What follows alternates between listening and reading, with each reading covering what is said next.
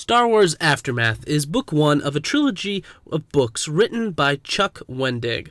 Aftermath is Disney's attempt at making a coherent narrative of what transpired after the return of the Jedi and how it all leads to The Force Awakens.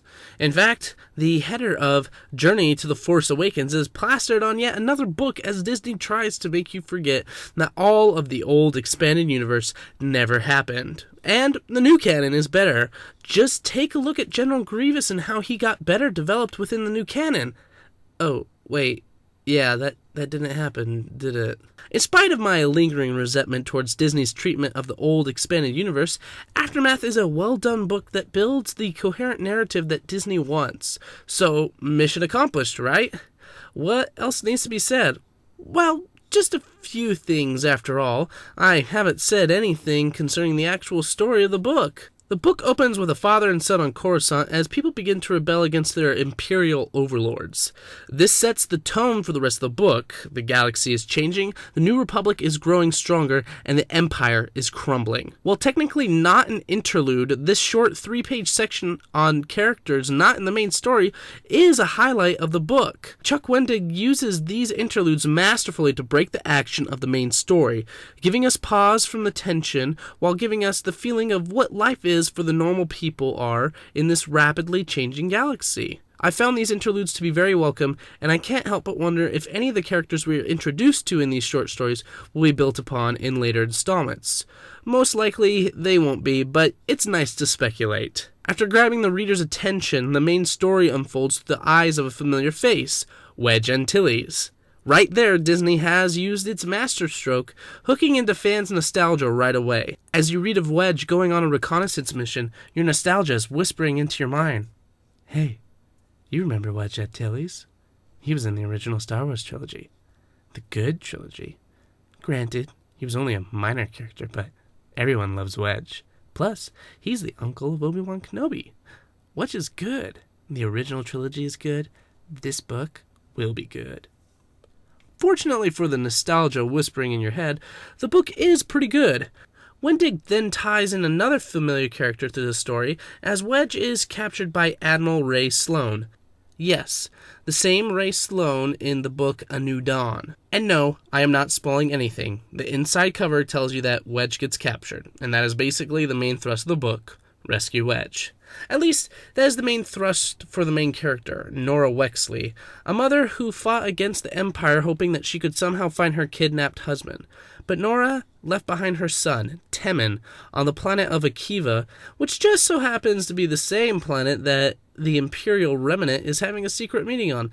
Oh, and the same planet where Wedge gets captured. Nora and Temin's relationship struggles are the second main arc of the book, and had a very unique dynamic that I have never seen before in a Star Wars book. After all, it seems like most of the characters in Star Wars are orphans. Nora has to juggle her desire to free Wedge, free the people of Akiva, and help the New Republic with the desire of reconciling with her son, who justly feels that he has been abandoned by his mother.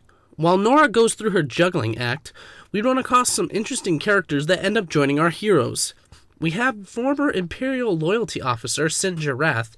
If you're not sure what an Imperial Loyalty Officer is, just think of something akin to a Soviet commissar or the Gestapo. Sinjar lives his days out in drunken stupor until he recognizes a bounty hunter, Jaz Amari, from the Battle of Endor. That's one thing I didn't really notice until after I was done reading the book. This book really hammers on the Battle of Endor. I mean, logically, that was the last time we've seen characters like Wedge and Admiral Akbar, and it was a defining moment for the galaxy. But the book mentions the Battle of Endor so many times that it starts to lose its natural feeling of being an important event, and it feels more like Disney trying to ramp up more nostalgia by tying the book to the Return of the Jedi. There's nothing wrong with using nostalgia, you just need to make sure that it is used in the proper doses. I felt they mentioned Endor a few too many times, but that's just my personal feeling. I could be wrong. Once the main characters are all introduced, the third arc of the story emerges with our unlikely band of heroes trying to stop the secret Imperial meeting taking place on Akiva. Take the 3 arcs and you have a fairly tension-filled and enjoyable story that doesn't have any of the obvious Star Wars book feeling to it, which is a first for me. While I didn't really want to do it, I do feel that there is one last thing I need to comment on, especially since it was a point of controversy. It was the presence of LGBT characters in the book. Disney has said before that they want to be inclusive in the Star Wars universe, and they have specifically said that they want LGBT characters in their stories. That's all fine and well. They own the property, they can do what they want with it. But something they need to realize is that not all the criticism they'll receive on their LGBT characters can be explained away with the homophobia excuse. Chuck Wendig himself shot back at critics with some oddly worded statements, but Wendig and Disney need to realize that the LGBT character or characters in a story is already seen as a popular trope. While I may not agree with the LGBT lifestyle, that doesn't mean I don't want there to be LGBT characters. I just don't want forced LGBT characters, just like I wouldn't want any other character to be forced into a story because reasons. Pretty much every book, movie, TV show, and video game nowadays has LGBT characters. The shock value of having an LGBT character is no longer there. In fact, many, including myself, have come to expect the quote-unquote shocking reveal that one of the characters is LGBT. As such, the LGBT character or scene oftentimes feels more like it is there to just fill a quota and not to actually aid in the storytelling. Oftentimes, these characters feel more like billboards with the words, "I'm gay," plastered on them than actual characters. Disney and Wendig need to understand that any LGBT character is going to be, fairly or unfairly, under more scrutiny than a straight character because LGBT characters have been used as a trope so many times before. There are logical reasons to object to an LGBT character, and no, it has nothing to do with homophobia. Case in point is Aftermath itself. There are 3 LGBT characters, but only one is used in a way that doesn't feel forced. The first one is one of the book's interludes, where a kid talks about his dad's being taken away by the Empire. Let's face it, why is it important that we have to know that he has 2 dads? I've only known this character for a page. I don't really care about him, and I certainly don't care about the fact that he has 2 dads. I wouldn't care if he had a mom or a dad, or if he was conceived by midichlorians. It's all been done before. I am not emotionally attached to this character because you haven't made him a character, you've just made him a kid with gay parents. So, I understand why someone could have an issue with this, because this is just the billboardization of another LGBT character.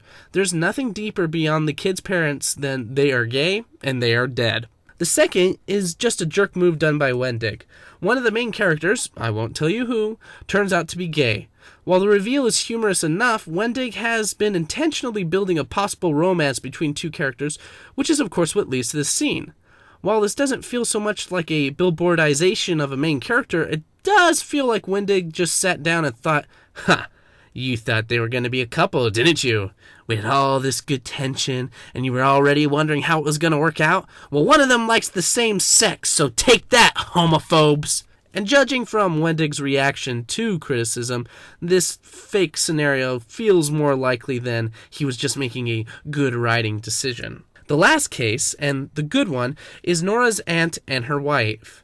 As opposed to being an attempt at shock or just used in a throwaway character, Nora's aunt and her wife feel like real people. We are introduced to them being lesbians through Nora's internal monologue. She hopes they are okay, and we automatically care about them because we've already grown to care about Nora. We get to see them help and interact with Nora. They talk. They move. They even show affection to each other, which is okay because you would expect 2 people who loved each other to act that way. But they don't have a makeout session. I don't even think there was a kiss. They don't go around saying or implying, "I'm gay," like so many other LGBT characters do. They're just there as 2 human beings, helping move the story forward. This is how LGBT characters need to be handled, like real people, not like a box just needing to be checked off. Aftermath was, for me, the most enjoyable Star Wars book I have read to date, and I'm interested to see where the next book goes. The sequel, Life Debt, is already out, and I plan on getting my hands on it when I get the chance to. Go ahead and tell me what you thought of Aftermath. Did you like it, or did it feel just like another Star Wars book to you?